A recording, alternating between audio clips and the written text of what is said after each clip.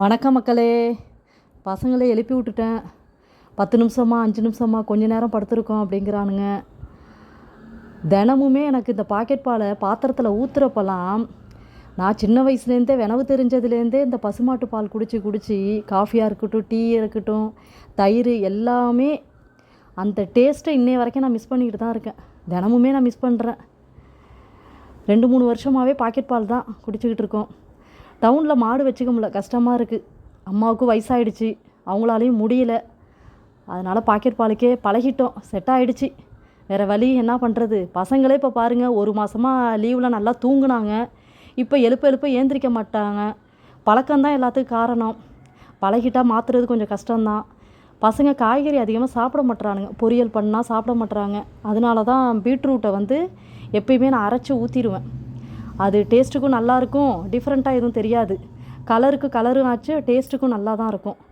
எப்படியோ பசங்களுக்கு ஹெல்த்தியான சாப்பாடு கொடுக்கணும்ல, நமக்கு தெரிஞ்சதை நமக்கு செஞ்சு கொடுக்குறோம்.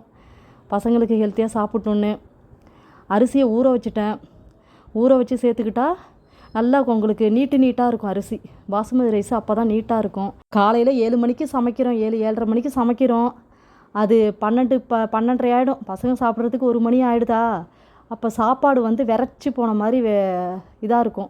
அதனால நம்ம தேங்காய் பால் சேர்த்தோன்னா கொஞ்சம் சாப்பாடு சாஃப்டாக இருக்கும், கொஞ்சம் ஆயிலோடு இருக்கும். அதனால் சாப்பிட நல்லாயிருக்கும். வச்சுட்டேன். 10 நிமிஷம் கழித்து தம்மில் வைக்க வேண்டியதுதான். கொஞ்சம் தண்ணியெல்லாம் ட்ரை ஆகிடும். 5 நிமிஷம் ஹையில் வச்சுட்டு 5 நிமிஷம் சிம்மில் வச்சுடுவேன்.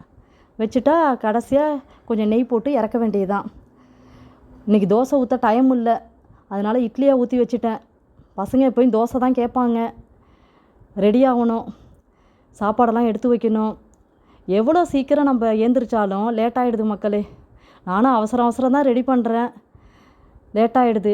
பசங்களுக்கு எப்போல்லாம் முடியுதோ அப்போல்லாம் முட்டை கொடுத்துருவேன். வாரத்தில் ஒரு 4 நாள் முட்டை சேர்த்துப்பேன். நம்மளால் முடிஞ்ச அளவுக்கு ஹெல்த்தியாக சாப்பாடு கொடுக்கணும்ல. ஓகே மக்களே, வீடியோ பிடிச்சிருந்தா லைக் பண்ணுங்கள், சப்ஸ்கிரைப் பண்ணுங்கள், கமெண்ட் பண்ணுங்கள். டைம் ஆகிடுச்சி, ஸ்கூலுக்கு கிளம்புறோம். பாய்.